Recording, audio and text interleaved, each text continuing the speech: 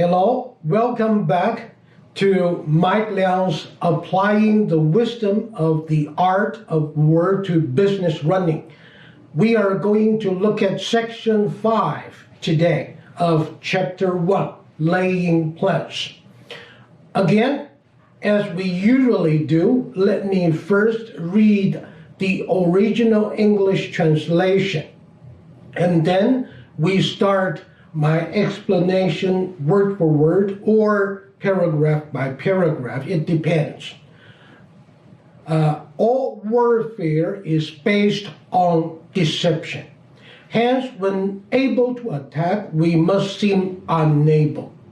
When using our forces, we must seem inactive. When we are near, we must make the enemy believe that we are far away.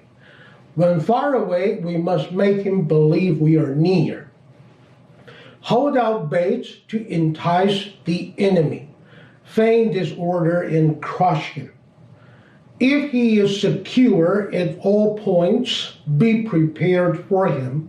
If he is in superior strength, evade him.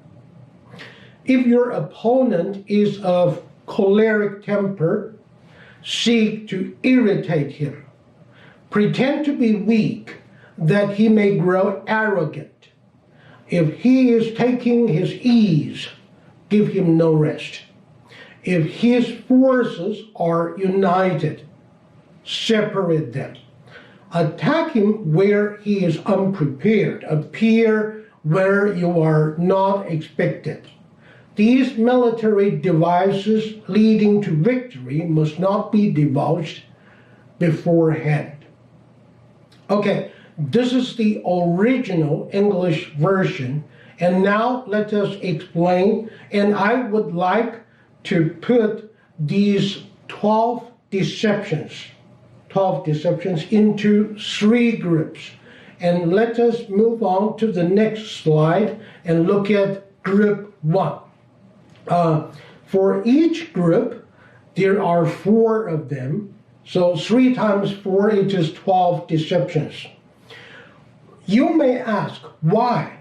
Why do you put them into 3 groups? And I would like to invite you to have a careful look at the first group, the 4 bullets.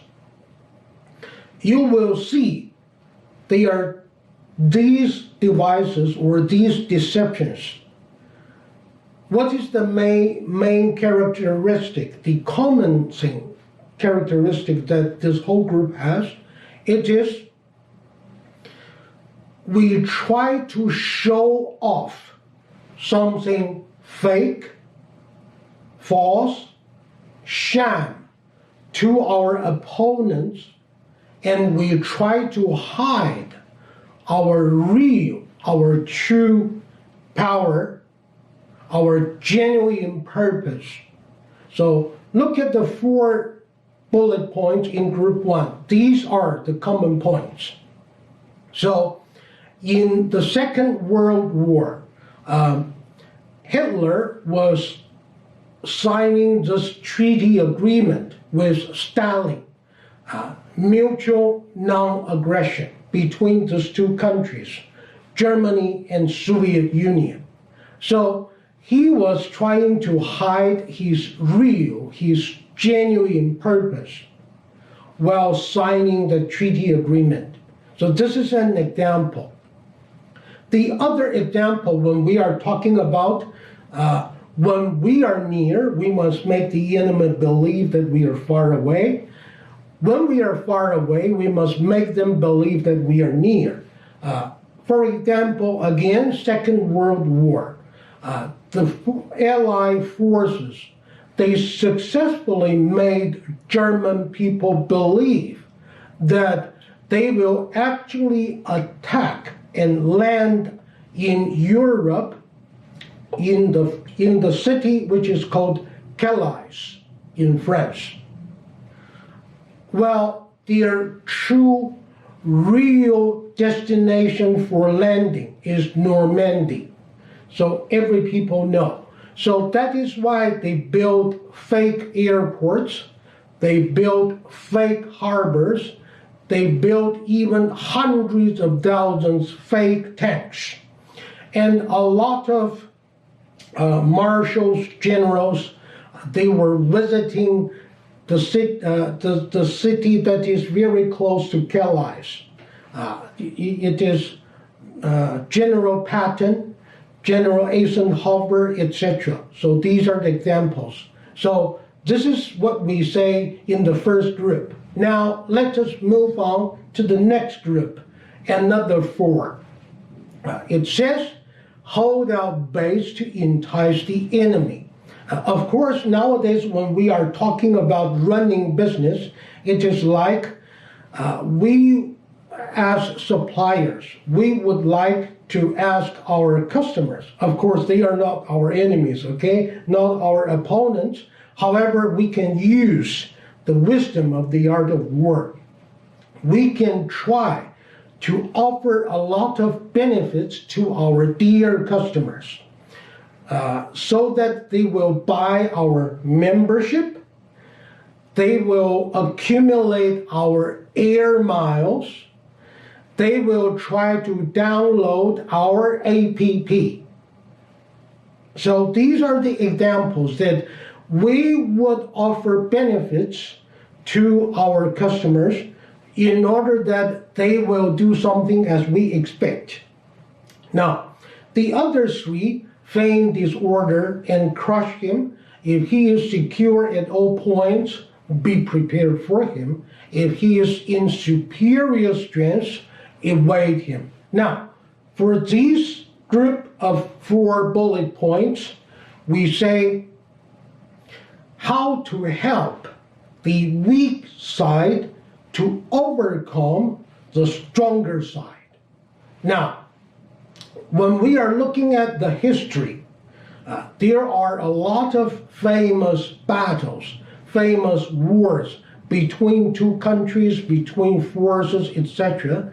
And at the end of the day, why they are famous? Because usually the weak side, they planned very well. They use their wisdom so well that they can overcome the stronger side. For example, the UK Navy, they actually defeated Spanish Navy, which was called the number 1 in the world at that time, right? General George Washington, later the President George Washington, even though the American colonies, they are so weak, however, they finally managed to overcome the very strong UK soldiers, UK army. These are the examples. So when we are talking about group 4, remember these are the ideas which can help the weak side to overcome the stronger side. Now let us move on to the 3rd group.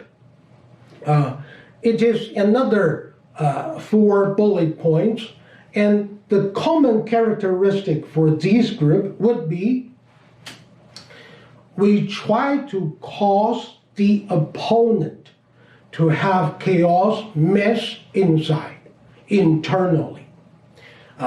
If we look at the first one, if your opponent is of choleric temper, seek to irritate him. A very well-known example would be the World Cup final in 2006, when the French famous player Zidane, he used his head to hit the Italian player Materazzi. Remember? So at that time, France, it was much stronger than Italy. Of course, I'm aware that there might be a lot of friends in front of the show. You would not agree. You would say I am the fan for Italy, and I strongly believe that Italy is stronger.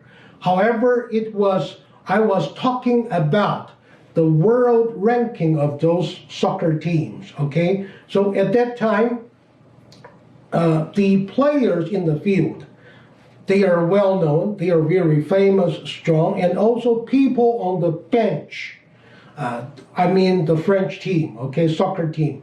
The bench strength is also very strong. So the majority of people would believe that France would be finally the champion of that World Cup.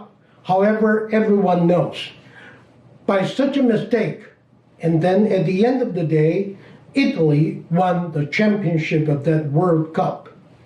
So I would rather believe, I don't know, I have never talked to, I don't have that luxury, okay, the chance to talk to Materazzi or the coach or anyone, but I guess this is very well planned, well in advance. So this is what we say: irritate, provoke your opponent when he is of choleric temper. And also, if we look at the final slide for today's show, and there is one summary for the 12 deceptions so far. And the sentence is, attack him where he is unprepared. Appear when you are not expected. So this is the summary of the 12 deceptions here. Now, people may ask me, why in chapter 1, laying plans, after talking about 5 analysis, 7 comparisons, and then Sun Tzu was trying to tell us you must build a favorable external circumstances, trend, momentum, in order to help your soldiers, your army out in the battlefield. Now, this 12 deceptions, the number 4 key points, key messages of chapter 1 is, these are the ways for the deployment of the formulated strategy. Clear? So this is why we pick up this 12 deceptions as a individual, a dedicated section, so that you could understand what it is all about. So finally, Sun Tzu said these military devices leading to victory must not be disclosed beforehand. So this is the end of section 5. And in section 6, we will discuss the final paragraphs, and also I will give you a summary of the key messages of chapter 1 of The Art of War. Again, welcome to the next session, and thank you so much for listening and watching for this show. Once again, give me a like, subscribe, and then forward to your friends. Thank you so much. See you next time.